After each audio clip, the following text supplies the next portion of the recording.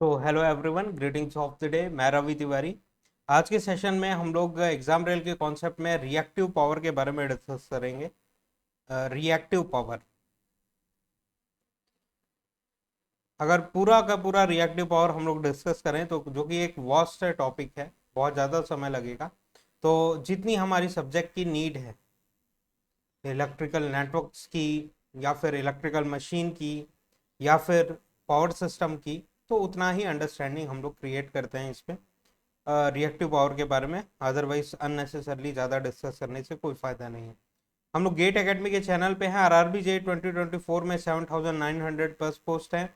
And gate academy का जो course है CBT 1 एंड CBT 2 के लिए 777 में अवेलेबल है। अगर आप केवल और केवल CBT 1 में इंटरेस्टेड हैं, जो कि पूरा का पूरा नॉन टेक्निकल पार्ट है, 499 में आप चीज़ों को अवेल कर सकते हैं और अपने प्रिपरेशन को और भी ज़्यादा बूस्ट कर सकते हैं। ध्यान दीजिएगा कि जिस डेट पे आप इन कोर्सेज में एनरोल करते हैं, उसी सेम डेट पे जितने भी सब्जेक्ट आरआरबी जेई की ऑफिशियल वेबसाइट में मेंशन है, ऑफिशियल नोटिफिकेशन में मेंशन है, वो सारे के सारे सब्जेक्ट CBT 1 एंड CBT 2 के आप लोगों को अवेलेबल करा दिए जाएंगे इमीडिएट बेसिस पे, जिससे आपको किसी भी तरीके का कोई इंतजार करने की ज़रूरत नहीं होगी। आप अपने प्रिपरेशन को अपने अकॉर्डिंग प्लान कर सकते हैं और एक अच्छा स्कोर जनरेट कर सकते हैं, राइट। गेट एकेडमी में गेट के जो एस्पिरेंट्स हैं, वो गेट 2025 के एस्पिरेंट 2,222 रुपीज़ में कोर्सेस में एनरोल कर सकते हैं। 26 के स्टूडेंट्स के लिए प्राइस स्क्रीन के सामने है। 27 के कैंडिडेट्स के लिए स्क्रीन के सामने आपको प्राइस दिखने के लिए मिल रही है। एंड 26 एंड 27 के जो कैंडिडेट्स हैं, उनको गेट एकेडमी की तरफ से free of cost smart course and dopamine 555 combo जो है कोर्स, आपको 26 एंड 27 के कोर्सेज के साथ फ्री ऑफ कॉस्ट मिलने वाले हैं, फ्री में मिलने वाले हैं। तो एक अच्छी अपॉर्चुनिटी है, इसका यूटिलाइज जरूर करिए।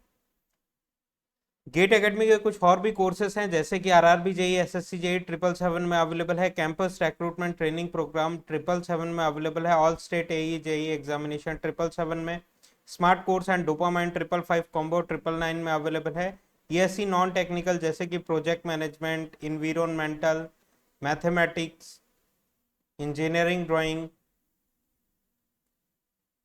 ड्राइंग, ये सारे के सारे सब्जेक्ट्स आप लोगों को, जितने भी नॉन टेक्निकल के पार्ट हैं, ICT और भी कुछ सब्जेक्ट्स हैं, तो वो सारे के सारे सब्जेक्ट्स आपको 777 में नॉन टेक्निकल वाला पार्ट देखने के लिए मिलेगा। और इंजीनियरिंग सर्विसेज में इस ईयर का नोटिफिकेशन आउट हो चुका है। अगर आप इंटरेस्टेड हैं तो वेबसाइट विजिट करके फॉर्म फिलअप कर सकते हैं। गेट के subject wise and combo courses भी अवेलेबल हैं, जैसे कि कुछ स्टूडेंट्स को केवल नेटवर्क के साथ मशीन चाहिए, या फिर मशीन के साथ पावर सिस्टम चाहिए,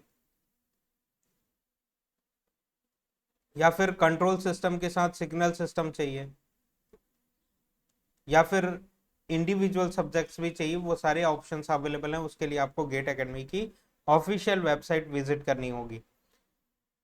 ऑनलाइन टेस्ट सीरीज डिटेल्स हैं ये गेट 2025 के लिए इलेक्ट्रिकल इंजीनियरिंग सब्जेक्ट के लिए। टॉपिक वाइज टेस्ट 28 हैं गेट एकेडमी के टेस्ट सीरीज में। And subject level subject wise test basic level के 12 टेस्ट हैं। Subject wise test advance level के 12 टेस्ट हैं। मल्टीपल सब्जेक्ट टेस्ट 14 है and full length mock test 10 है।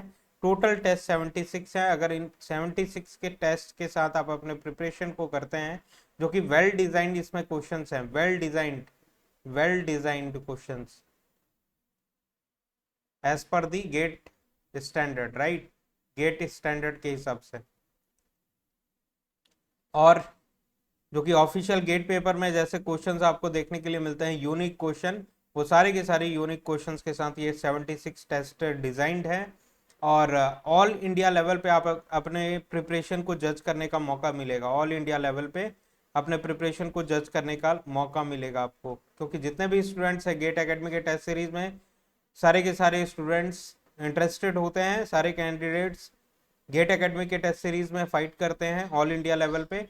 तो आप अपने प्रिपरेशन को जज कर सकते हैं। उन जो भी इस ईयर के गेट एस्पिरेंट्स हैं, वो सारे के सारे बेसिस पे अपने रिजल्ट को उनके साथ आप कंपेयर कर सकते हैं, राइट। तो एक अच्छी अपॉर्चुनिटी है।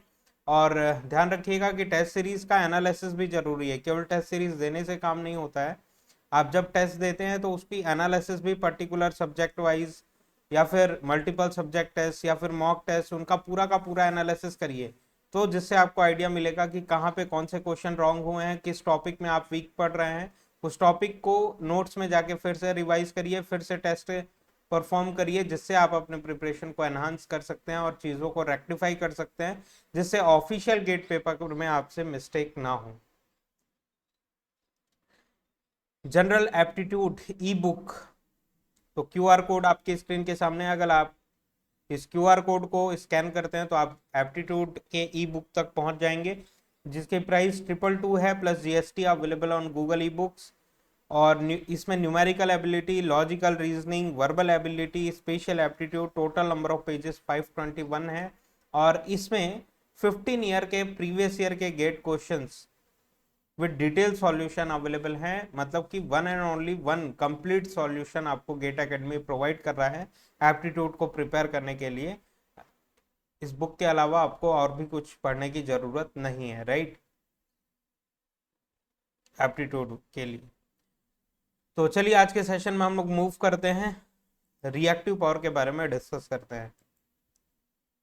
ध्यान रखिएगा, एक क्वेश्चन है जो कि बहुत सारे इंटरव्यूज में कॉमन बेसिस पर पूछा जाता है कि average active power absorb by register क्या होता है। रजिस्टर एक ऐसा एलिमेंट है, ध्यान देते हैं, रजिस्टर, जब भी रजिस्टर के बारे में बात करेंगे, ये कैसा होता है, पावर एब्जॉर्बिंग एलिमेंट होता है।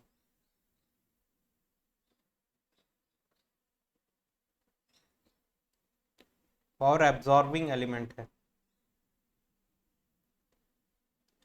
जबकि इंडक्टर एंड कैपेसिटर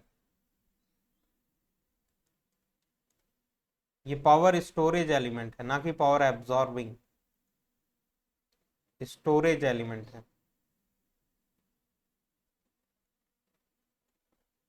जिनको हम लोग कहते हैं memory element.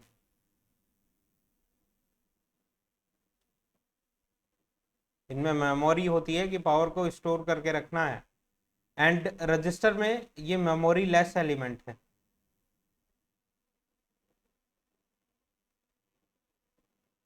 Memory less element होते हैं रजिस्टर, कि अगर इलेक्ट्रिकल एनर्जी आप रजिस्टर में सप्लाई करते हैं, वो immediately some another form of energy में उसको कन्वर्ट कर देगा, in the form of heat, in the form of light, in the form of कोई मैकेनिकल आउटपुट, मैकेनिकल वर्क। तो इस तरीके से रजिस्टर को हम लोग मॉडल करते हैं इलेक्ट्रिकल इंजीनियरिंग में। रजिस्टर एक ऐसी प्रॉपर्टी है, इलेक्ट्रिकल एनर्जी आप सप्लाई करते हैं रजिस्टर में तो सम अनदर फॉर्म में एनर्जी को कन्वर्ट कर देता है वो इमीडिएट बेसिस पे, और पूरा का पूरा पावर एब्जॉर्ब कर लेता है। लेकिन इंडक्टर और कैपेसिटर में आप अगर इलेक्ट्रिकल एनर्जी सप्लाई करते हैं, कोई भी वोल्टेज एंड करंट का इनपुट दिया, तो ये पावर स्टोरेज एलिमेंट होते हैं।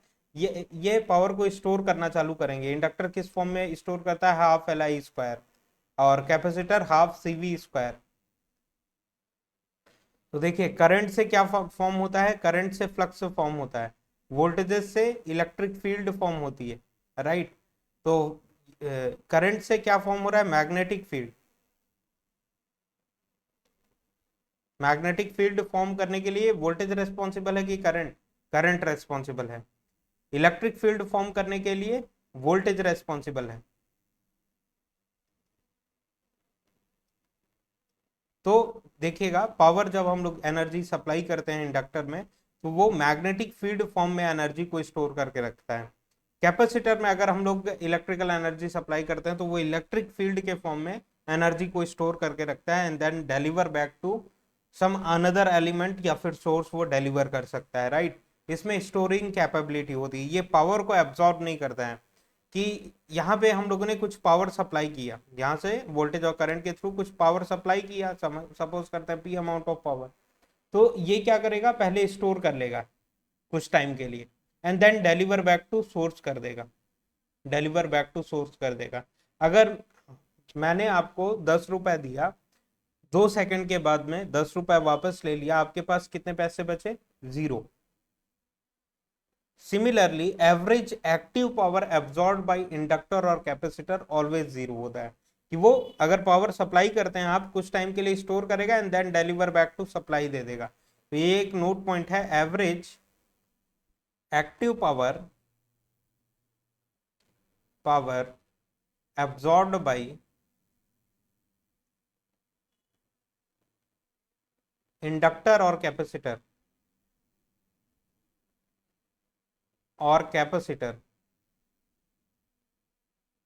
Is always zero, zero. ये कोई भी एवरेज एक्टिव पावर एब्जॉर्ब नहीं करता है, जितना एब्जॉर्ब करेगा डिलीवर बैक टू सप्लाई दे देगा, मतलब कि कोई मतलब ही नहीं हुआ। समझ में आ रही है बातें? तो एक क्वेश्चन मेरा ये है कि आप अपने घर के वॉल आउटलेट में प्योर इंडक्टर अगर कनेक्ट कर दें, wall outlet in the sense कि जो सॉकेट पिन पॉइंट देखने के लिए मिलता है, वहां पे ले जाके आप प्योर इंडक्टर, आइडियल इंडक्टर अगर कनेक्ट करते हैं अपने घर में, तो उसके लिए आपको इलेक्ट्रिसिटी बिल पे करने की जरूरत है या फिर नहीं? ये एक सिंपल सा क्वेश्चन है कि प्योर इंडक्टर आप अपने घर के वॉल आउटलेट में लगा के रखे हुए हैं, जो कि ऑब्वियस सी बात है, average active power absorb by inductor क्या होता है? जीरो होता है। जितना पावर एब्जॉर्ब करेगा डिलीवर बैक टू सप्लाई दे देगा। तो आपको इलेक्ट्रिसिटी बिल जो कि आपके मीटर रीडिंग में शो करेगा, वो पे करने की जरूरत है या फिर नहीं? बहुत सारे स्टूडेंट्स यहाँ पे कंफ्यूज होंगे कि हम लोगों को कोई ज़रूरत नहीं है, क्योंकि एवरेज एक्टिव पावर एब्जॉर्बमेंट क्या हो रहा है? जीरो। लेकिन हाँ, आपको करना पड़ता है। क्यों करना पड़ता है? रिएक्टिव पावर का कॉन्सेप्ट वहाँ पे इंपॉर्टेंट रोल प्ले करता है, राइट? इसको समझने के लिए हम लोगों को रिएक्टिव पावर समझने की जरूरत है, कि अगर आप अपने घर के वॉल आउटलेट में, कि सपोज करिए यहाँ पे एक जनरेटर कनेक्टेड है और जनरेटर से इलेक्ट्रिसिटी जनरेट हो रही है, जो कि यहाँ पे ट्रांसमिशन लाइन है, ट्रांसमिशन ट्रांसफॉर्मर्स भी होंगे, जो कि यहाँ पे हम लोगों ने इंटेंशनली रिप्रेजेंट नहीं किया हुआ है, क्योंकि हम लोग उसके बारे में अभी बात नहीं करना चाहते हैं, हमारा पॉइंट ऑफ डिस्कशन कुछ और है। तो यहाँ पे लोड साइड में आपने अपने घर के वॉल आउटलेट में एक इंडक्टर, प्योर इंडक्टर कनेक्ट करके रखा हुआ है। देखिए यहाँ पे रजिस्टर का थोड़ा सा भी पार्ट देखने के लिए मिल रहा है क्या? नहीं। तो ये क्या है? आइडियल इंडक्टर है, आइडियल, आदर्श, आइडियल इंडक्टर। तो बताइए, average active power absorb by inductor क्या होता है? Always zero. P absorb by, average active power absorb by inductor और कैपेसिटर क्या होता है? ऑलवेज जीरो होता है, राइट? तो ये इंडक्टर पूरा का पूरा पावर कितना एब्जॉर्ब कर रहा है? अगर रजिस्टर होता तो पूरा का पूरा पावर एब्जॉर्ब करता और some another form of energy में इमीडिएटली उसको कन्वर्ट कर देता है, या तो in the form of heat, in the form of light, और in the form of some mechanical output, right? तो वो इमीडिएटली कन्वर्ट कर देता है। लेकिन यहाँ पे इंडक्टर है तो, या फिर कैपेसिटर भी होता, तो वो एवरेज एक्टिव पावर एब्जॉर्ब क्या करता है? जीरो करता है। यहाँ पे मेंशन किया हुआ है हमने कि average active power absorb by inductor is zero.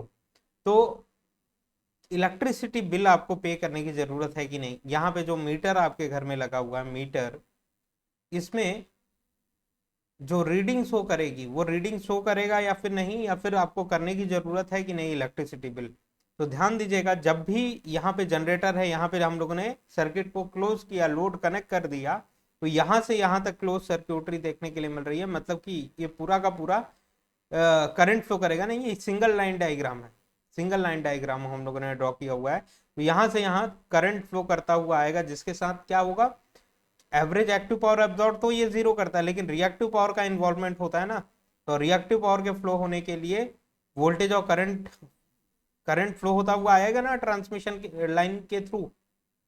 और फिर अगर पावर, क्योंकि आपको पता है कि यहाँ ये जितना पावर एब्जॉर्ब करता है उतना ही डिलीवर बैक टू सोर्स दे देगा, तो पावर के फ्लो होने के लिए करंट का फ्लो होना जरूरी है। ये करंट कहाँ से फ्लो होता हुआ आएगा? ट्रांसमिशन लाइन से फ्लो होता हुआ आएगा, एंड ट्रांसमिशन लाइन से फ्लो होता हुआ जाएगा, जिसके कारण क्या होंगे? जब भी ट्रांसमिशन लाइन में करंट फ्लो करेगा तो लॉसेस जनरेट करेगा कि नहीं? कोई भी ट्रांसमिशन लाइन आइडियल तो होती नहीं है, कोई भी ट्रांसमिशन लाइन आइडियल तो होगी नहीं कि किसी भी तरीके की कोई लॉसेस ना हो। किसी भी ट्रांसमिशन लाइन में कुछ ना कुछ रजिस्टर होगा, और इस रजिस्टर में अगर करंट फ्लो करेगा तो आई स्क्वायर आर लॉस देखने के लिए मिलेगा, जिसको हम लोग कहते हैं transmission line loss, copper losses देखने के लिए मिलेंगे। तो ट्रांसमिशन लाइन में लॉसेस देखने के लिए मिलेंगे, राइट। और तो इसके लिए आपको पे करना पड़ेगा। यहाँ पे इंडक्टर अगर आप कनेक्ट करते हैं तो इस ट्रांसमिशन लाइन लॉसेस को कौन सप्लाई करेगा? देखिए, एज अ जनरेटिंग कंपनी नहीं बियर करती है। कोई भी लॉसेस हो रहे हैं उसको कंज्यूमर से ही वो वसूल करेंगी, वो अपने तरफ से कुछ नहीं लगाएंगी, राइट।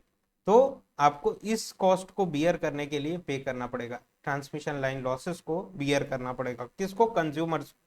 अगर कंज्यूमर अपने घर में इंडक्टर वगैरह लगाते हैं या फिर इंडस्ट्रीज में लगाते हैं तो वो एवरेज एक्टिव पावर एब्जॉर्ब तो जीरो करता है, लेकिन रिएक्टिव पावर बार बार फ्लो करेगा सोर्स टू लोड और लोड टू सोर्स, जिसके कारण करंट ट्रांसमिशन लाइन से फ्लो होता हुआ जाएगा और वापस आएगा, जिसके कारण ट्रांसमिशन लाइन लॉसेस होंगे। उस ट्रांसमिशन लाइन लॉसेस को बियर करने के लिए आपको रिएक्टिव पावर बिल पे करने की जरूरत है।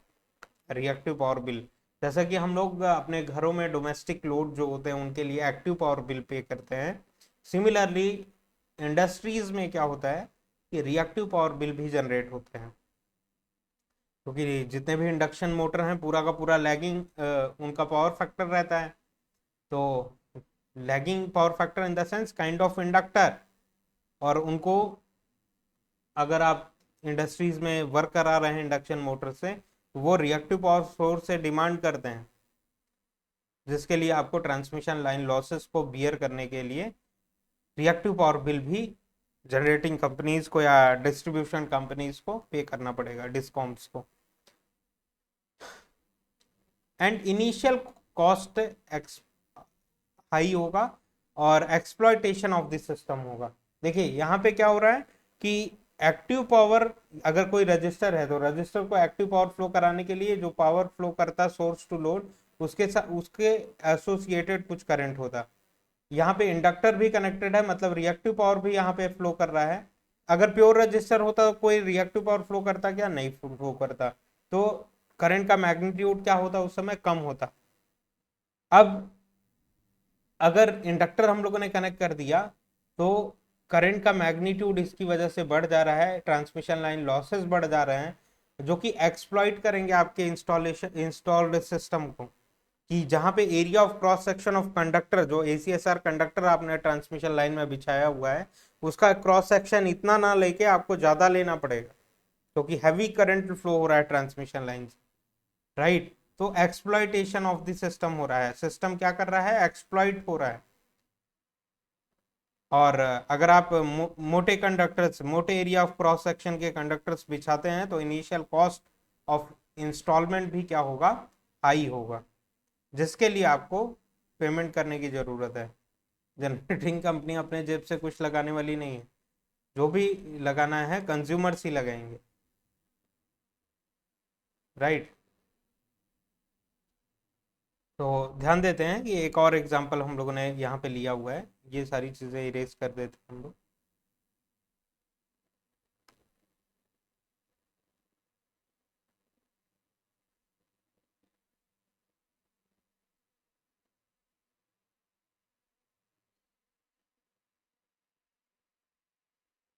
चलिए, यहाँ पे एक सिंगल लाइन डायग्राम है जहाँ पे एक जनरेटर देखने के लिए मिल रहा है। ये जनरेटर है एंड ये ट्रांसमिशन लाइंस हैं, और यहाँ पे एक लोड कनेक्टेड है। ये सपोज करिए कि रजिस्टर के साथ में इंडक्टर कनेक्टेड है, राइट। तो रजिस्टर क्या है? एब्जॉर्ब करेगा, कुछ इस तरीके से हम लोग ड्रॉ करते हैं इसको। ये जनरेटर, ये ट्रांसमिशन लाइन, और यहाँ पे एक लोड कनेक्ट किया हुआ है हम लोगों ने रजिस्टर के साथ इंडक्टर, एंड कुछ इसी तरीके से एज ऑफ नो। तो ये क्या है? ट्रांसमिशन लाइन है। तो देखिए रजिस्टर क्या एब्जॉर्ब करता है? एक्टिव पावर एब्जॉर्ब करेगा। तो ये एक्टिव पावर किसके थ्रू फ्लो होके आएगा? ट्रांसमिशन लाइन के थ्रू फ्लो करेगा। इंडक्टर क्या एब्जॉर्ब करेगा? रिएक्टिव पावर एब्जॉर्ब करेगा। तो ये कहाँ से फ्लो होके आएगा? जनरेटर से ही तो आएगा। और कुछ दिख रहा है क्या रिएक्टिव पावर सप्लाई करने के लिए? नहीं। इसको क्या चाहिए? इंडक्टर को रिएक्टिव पावर चाहिए, जो कि ट्रांसमिशन लाइन से फ्लो होता हुआ आएगा। तो देखिए ये एक्टिव पावर के कारण भी इसका एक साथ जो एसोसिएटेड करंट है वो भी फ्लो करेगा। रिएक्टिव पावर, इंडक्टर होने के कारण जो रिएक्टिव पावर फ्लो कर रहा है उसके साथ भी एसोसिएटेड जो करंट है वो भी फ्लो करेगा। तो ओवरऑल करंट क्या हो जाएगा, इंक्रीज हो जाएगा। आई स्क्वायर आर लॉसेज जो कि एसीएसआर कंडक्टर में हो रहे हैं, ट्रांसमिशन लाइन में हो रहे हैं, वो बढ़ जाएंगे। एक्सप्लॉयटेशन ऑफ दिस सिस्टम होगा और area of cross section of conductor ज्यादा यूज करना पड़ेगा, जिसके कारण इनिशियल कॉस्ट हाई होगा एंड एक्सप्लॉइट करेगा सिस्टम, राइट। तो ऐसा ना करके, क्योंकि हम लोगों को पता है कि रजिस्टर एक्टिव पावर का रिक्वायरमेंट रखता है, तो एक्टिव पावर और कोई नहीं सप्लाई कर सकता, जनरेटर ही सप्लाई कर सकता है। कोई अदर एलिमेंट जैसे कि इंडक्टर, कैपेसिटर या फिर कोई other passive element reactive power नहीं सॉरी एक्टिव पावर नहीं सप्लाई कर सकते। लेकिन बेनिफिट ये है कि रिएक्टिव पावर कोई भी सप्लाई कर सकता है। एक्टिव पावर केवल जनरेटर सप्लाई कर सकता है और कोई ऑप्शन नहीं है आपके पास। रिएक्टिव पावर कोई भी सप्लाई कर सकता है। तो रिएक्टिव पावर अगर कोई भी सप्लाई कर सकता है तो ध्यान देते हैं, अगर यहाँ पे हम लोग कैपेसिटर कनेक्ट कर देते हैं, कैपेसिटर कनेक्ट कर देते हैं कि प्योर कैपेसिटर कनेक्ट कर दें, अगर यहाँ पे प्योर कैपेसिटर हम लोगों ने कनेक्ट किया यहाँ पे, तो अगर ये रिएक्टिव पावर यहीं से इसको सप्लाई कर दे, इसके रिक्वायरमेंट को फुलफिल कर दे, इंडक्टर को क्या चाहिए, रिएक्टिव पावर चाहिए एब्जॉर्ब करने के लिए। तो कैपेसिटर रिएक्टिव पावर की सप्लाई करता है। तो अगर इंडक्टर के रिक्वायरमेंट को कैपेसिटर फुलफिल कर देता है तो रिएक्टिव पावर को यहां से फ्लो नहीं होना पड़ेगा, जनरेटर से फ्लो नहीं होना पड़ेगा। मतलब ट्रांसमिशन लाइन में जो एक्स्ट्रा लॉसेस हो रही थी, ट्रांसमिशन लाइन लॉसेस, उनको मिनिमाइज किया जा सकता है, क्योंकि जनरेटर के थ्रू केवल और केवल एक्टिव पावर ट्रांसमिशन लाइन से फ्लो करेगा। रिएक्टिव पावर आप लोड एंड साइड से ही कैपेसिटर बैंक वगैरह कनेक्ट करके सेटिस्फाई करवा ले रहे हैं, इंडक्टर के रिक्वायरमेंट को फुलफिल कर ले रहे हैं, जिसके कारण रिएक्टिव पावर जनरेटर के थ्रू फ्लो होकर नहीं आएगा। ट्रांसमिशन लाइन में कोई भी एक्स्ट्रा करंट नहीं फ्लो करेगा रिएक्टिव पावर के कारण, जिससे एक्सप्लॉयटेशन ऑफ द सिस्टम नहीं होगा, इनिशियल इन्वेस्टमेंट या इंस्टॉलेशन कॉस्ट हाई नहीं होगा और ट्रांसमिशन लाइन लॉसेस हाई नहीं होंगे, ट्रांसमिशन लाइन लॉसेस हाई नहीं होंगे। तो ये कुछ अंडरस्टैंडिंग हम लोगों ने बिल्डअप किया। ध्यान देते हैं, इसी को फेजर के थ्रू एनालाइज करें, अगर हम लोग इसी को फेजर के थ्रू एनालाइज करें कि यहाँ पे जो वोल्टेज है इसका नेमिंग हम लोग करते हैं वी।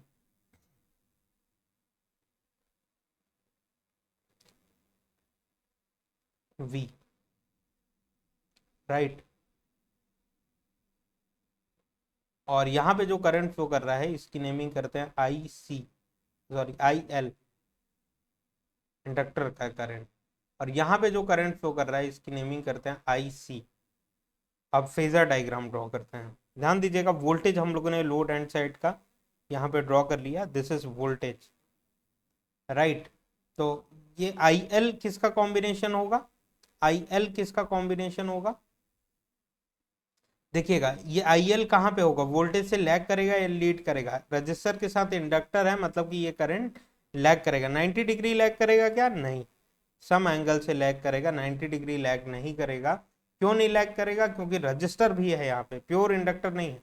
अगर प्योर इंडक्टर रहता तो करंट वोल्टेज से एग्जैक्टली 90 डिग्री लैग करता, लेकिन यहाँ पे रजिस्टर भी प्रेजेंट होने के कारण एग्जैक्ट 90 डिग्री लैग नहीं करेगा, कुछ एंगल से लैग करेगा। इस एंगल को हम लोग लिख देते हैं फाई। अब इस आई एल को दो कंपोनेंट में हम लोग रिजॉल्व करते हैं, दो कंपोनेंट में रिजॉल्व करते हैं। एक कंपोनेंट का नेमिंग करते हैं आईपी, ये वाला जो हॉरिजॉन्टल कंपोनेंट ऑफ करंट है इसकी नेमिंग करते हैं आईपी। और जो वर्टिकल कंपोनेंट वाला करंट है इस वाली एक्सिस का, इसकी नेमिंग करते हैं हम लोग I X. IP is equal to क्या लिख सकते हैं, आई एल कॉस फाई, जिसके साथ एंगल बनाता है ये वाला एक्सिस, ये वाला फेजर जिसके साथ एंगल बनाता है उस वाले एक्सिस में रिजॉल्व करने पे cos फाई वाले कंपोनेंट साथ में आता है, और जिसके साथ एंगल नहीं बना रहा है उस वाली एक्सिस में अगर रिजॉल्व करते हैं तो वो साइन फाई इंक्लूड होता है, I L sine phi, sine phi वाला कंपोनेंट इंक्लूड होता है, राइट। तो ये कुछ इस तरीके से स्टोरी थी। अब बताइए कि अगर हम लोगों ने कैपेसिटर कनेक्ट कर दिया तो कैपेसिटर का करंट कहाँ पे ड्रॉ कर सकते हैं हम लोग, ये जो कैपेसिटर का करंट आईसी यहाँ पे फ्लो कर रहा है, इसको ड्रॉ करने के लिए इस फेजर में ये वोल्टेज के, इसके पैरेलल का वोल्टेज क्या है, आईसी के कैपेसिटर के अक्रॉस का वोल्टेज क्या है, वी है। तो आईसी कहाँ पे हम लोग ड्रॉ करेंगे, एग्जैक्टली 90 डिग्री, क्योंकि प्योर कैपेसिटर है ये, तो एग्जैक्टली 90 डिग्री हम लोगों ने यहाँ पे ड्रॉ किया। एग्जैक्टली 90 डिग्री पे वोल्टेज के रेस्पेक्ट में exactly 90 degree leading position, capacitor का करंट क्या होता है, लीड करता है, तो आईसी यहाँ पे हो, राइट। तो ये अगर आईसी का magnitude equal and opposite direction में ना आई एक्स के, तो मैग्नीट्यूड अगर एग्जैक्टली आई एक्स के बराबर रखें, आई एक्स के बराबर रखें, तो ये दोनों एक दूसरे को कैंसिल आउट कर देंगे, एक दूसरे के जस्ट अपोजिट है, एक दूसरे को कैंसिल आउट कर देंगे, तो केवल और केवल क्या बच जाएगा सिस्टम में, आईपी बच जाएगा। इसको हम लोगों ने दो कंपोनेंट में रिजॉल्व किया था, आईपी एंड आई एक्स में। तो आई एक्स को कौन कैंसिल कर दे रहा है, आईसी कैंसिल कर दे रहा है, आईपी ही केवल बच जाएगा। अब ये आईएल तो गायब हो गया ना, वैनिश हो गया, इसके दो कंपोनेंट थे आ गए, तो मतलब ये गायब हो गया, तो केवल और केवल वोल्टेज के साथ करंट बच गया, मतलब कि वोल्टेज के इन फेज करंट बच गया। अब यहां से अगर कैपेसिटर नहीं कनेक्ट किया हुआ था हम लोगों ने, तो कौन सा करंट फ्लो कर रहा था, आईएल करंट फ्लो कर रहा था, जिसका लेंथ देखिए इतना ज्यादा लेंथ है। अब कैपेसिटर कनेक्ट कर दिया, कैपेसिटर कनेक्ट करने के बाद इसका फेजर लेंथ, कौन सा करंट बचा, आईपी ही केवल बचा, तो इसके लेंथ के कंपैरिजन में, इसके ये वाले करंट के लेंथ के कंपैरिजन में, ये वोल्टेज एक्सिस है, ये करंट है, इस लेंथ के कंपैरिजन में ये वाला जो करंट है, देखिए लेंथ कम हो गया ना, लेंथ कम हो गया, मतलब कम करंट फ्लो करेगा, करंट कम फ्लो करेगा, तो आई स्क्वायर आर लॉस क्या होंगे, कम हो जाएंगे, ट्रांसमिशन लाइन लॉसेस कम हो जाएंगे, ट्रांसमिशन लाइन लॉसेस कम हो जाएंगे, ठीक है। अब ये सारे कॉन्सेप्ट तो आप जानते ही हैं कि motor operating eight lagging condition, armature reaction का नेचर क्या होगा, ये सारी स्टोरी हम लोग पहले ही डिस्कस कर चुके हुए हैं। तो रिएक्टिव पावर के बारे में और भी बात कर लेते हैं हम लोग, रिएक्टिव पावर के बारे में, कि सिंक लोड है और ये सोर्स है, सिंक या फिर लोड। तो ध्यान देते हैं, इंडक्टर है, इंडक्टर ड्रॉ किया हुआ है, यहाँ पे वोल्टेज है प्लस माइनस, और यहाँ पे करंट कुछ इस डायरेक्शन में फ्लो कर रहा है। तो इसको फेजर में अगर रिप्रेजेंट करना रहे, यहाँ पे क्या हो रहा है, इंडक्टर पावर का एब्जॉर्ब कर रहा है या फिर डिलीवर कर रहा है। अगर हम लोगों को पता है कि पॉजिटिव टर्मिनल ऑफ वोल्टेज में, टर्मिनल ऑफ वोल्टेज में करंट इंटर करे, एंटर्स, तो ये क्या होगा, पावर अब्सॉर्ब होगा यहाँ, अदरवाइज डिलीवर होगा, कि पॉजिटिव टर्मिनल ऑफ वोल्टेज से करंट लीव करे तो पावर की डिलीवरी होगी। तो यहाँ पे देखिए पॉजिटिव टर्मिनल ऑफ वोल्टेज क्या है, यहाँ पे है पॉजिटिव नेगेटिव, इसके अक्रॉस ना, तो करंट क्या कर रहा है, इंटर कर रहा है, तो पावर का क्या हो रहा है, एब्जॉर्बमेंट हो रहा है, पावर एब्जॉर्ब कर रहा है इंडक्टर। वोल्टेज के रेस्पेक्ट में वोल्टेज यहाँ पे ड्रॉ किया हुआ है, करंट कहाँ पे होगा, इंडक्टर के केस में 90 डिग्री लैगिंग, प्योर इंडक्टर है, कुछ इस तरीके से ड्रॉ किया। इसको हम लोग क्या लिख सकते हैं, I lags with respect to voltage, I current I lags with respect to voltage by 90 degree. इसको और भी दूसरे लैंग्वेज में क्या लिखा जा सकता है, current I, sorry voltage V leads with respect to current by 90 degree, कि करंट के रेस्पेक्ट में वोल्टेज क्या कर रहा है, 90 डिग्री से लीड कर रहा है। और लैगिंग लीडिंग का कॉन्सेप्ट हम लोगों का प्रीवियस सेशन में ही क्लियर हो चुका है, कि आपने ऑब्जर्वर को यहाँ पे बैठाया हुआ है रेफरेंस फेजर में, जिसके थ्रू बात करना है, ऑब्जर्वर यहाँ पे बैठ के इस तरह के से फेसिंग कर रहा है, यहाँ पे बैठा है ऑब्जर्वर, तो रेफरेंस एक्सिस पे बैठा है, जिसके थ्रू कंपैरिजन करना है। तो ऑब्जर्वर का राइट साइड वाला फेजर लैगिंग फेजर होगा, लेफ्ट साइड वाला फेजर लीडिंग फेजर हो। तो ये वाला करंट देखिए ऑब्जर्वर के राइट साइड में आ रहा है, मतलब करंट लैग कर रहा है वोल्टेज। अब ऑब्जर्वर को अगर आप यहाँ पे बैठा देते हैं, तो और इस तरफ फेसिंग किया हुआ है ऑब्जर्वर, तो करंट डाउनवर्ड है, अब डाउनवर्ड है, तो उसका जो ऑब्जर्वर का राइट साइड होगा वो लैगिंग साइड होगा, लेफ्ट साइड लीडिंग साइड होगा। तो वोल्टेज कहाँ पे आ रहा है, लीडिंग साइड में आ रहा है, वोल्टेज लीडिंग साइड में आ रहा है। ठीक है, तो आशा करते हैं आपको चीज़ें समझ में आ रही हैं, और ये इम्पोर्टेंट है, कॉन्सेप्ट है, आपको लर्न करना जरूरी है।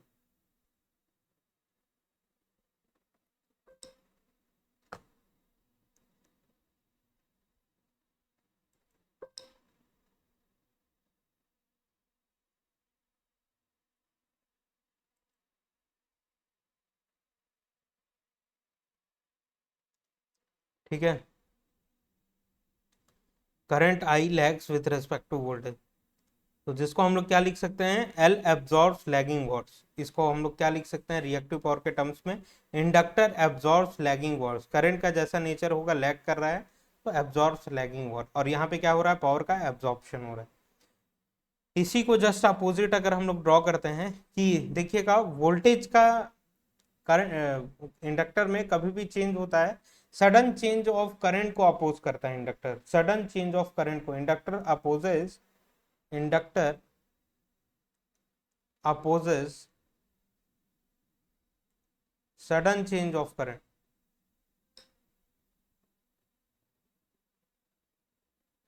Of current, capacitor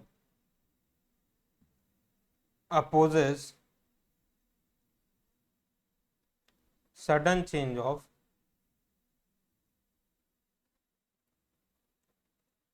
voltage, voltage को अपोज करता है, इंडक्टर करंट को अपोज करता है, तो मतलब इंडक्टर में करंट का डायरेक्शन चेंज नहीं होगा, कैपेसिटर में वोल्टेज का डायरेक्शन चेंज नहीं होगा।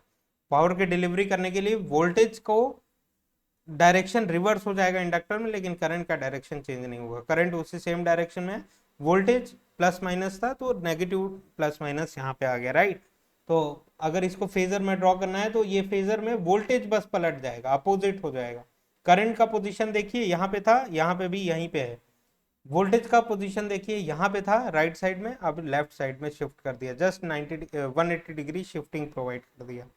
तो इस फेजर से क्या कंक्लूजन मिल रहा है, current I leads with respect to voltage. अब लीड कैसे पता चला, यहाँ पे ऑब्जर्वर को बैठाया हम लोगों ने, इस तरफ फेसिंग किया रेफरेंस एक्सिस पे, तो ऑब्जर्वर अगर ऐसा देख रहा है तो राइट साइड ये वाला साइड होगा, लेफ्ट साइड में करंट आ रहा है, मतलब हम लोग कह सकते हैं current leads with respect to voltage, current leads with respect to voltage, मतलब कि यहाँ पे पावर की क्या हो रही है, देखिए पॉजिटिव टर्मिनल ऑफ वोल्टेज से करंट बाहर निकल रहा है, मतलब पावर की डिलीवरी हो रही है, तो inductor delivers leading Wars, current का नेचर कैसा है, लीडिंग है, मतलब रिएक्टिव पावर भी कैसा होगा, वोल्ट एम्पियर रिएक्टिव लीडिंग हो, तो inductor delivers leading Wars.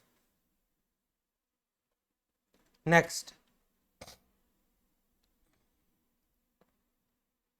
Capacitor के रेस्पेक्ट में बात करें, ये पॉजिटिव टर्मिनल यहाँ पे, नेगेटिव टर्मिनल, पॉजिटिव टर्मिनल में करंट इंटर कर रहा है, मतलब पावर का क्या हो रहा है, एब्जॉर्प्शन हो रहा है, और ये क्या है, कैपेसिटर है, ठीक है, कैपेसिटर में पावर एब्जॉर्ब हो रहा है, राइट। अब इसको फेजर में ड्रॉ करते हैं, वोल्टेज यहाँ पे, और कैपेसिटर में हम लोगों को पता है 90 डिग्री लीडिंग पोजीशन पे करंट होता है, प्योर कैपेसिटर है इसलिए, तो यहाँ पे लिख सकते हैं ना statement, I leads with respect to voltage by 90 degree, leads with respect to voltage by 90 degree, तो इसी को अगर स्टेटमेंट में लिखना है, कैपेसिटर एब्जॉर्ब कर रहा है कि डिलीवर कर रहा है, यहाँ पे पावर का एब्जॉर्प्शन हो रहा है, तो रिएक्टिव पावर भी एब्जॉर्ब हो रही है, एब्जॉर्ब्स लीडिंग वॉर्स, करंट का नेचर कैसा है, लीडिंग है, मतलब रिएक्टिव पावर भी कैसा होगा, लीडिंग होगा, वॉर्स वोल्ट एम्पियर रिएक्टिव।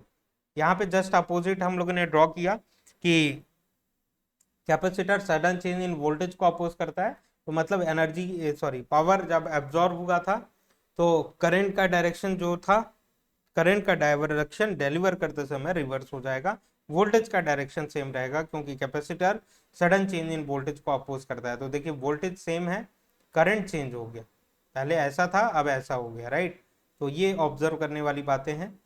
तो फेजर में भी प्रीवियसली जो भी ड्रॉ किया हुआ था हम लोगों ने, उसके जस्ट करंट का अपोजिट डायरेक्शन ड्रॉ कर देंगे, वोल्टेज यहाँ पे था, वोल्टेज यहाँ पे अभी भी है, करंट अपवर्ड डायरेक्शन में था तो एग्जैक्टली 180 डिग्री शिफ्टिंग प्रोवाइड कर दिया, और डाउनवर्ड डायरेक्शन में हो गया, और ये कितना रिलेशन बना रहा है 90 डिग्री का, क्योंकि प्योर कैपेसिटर है।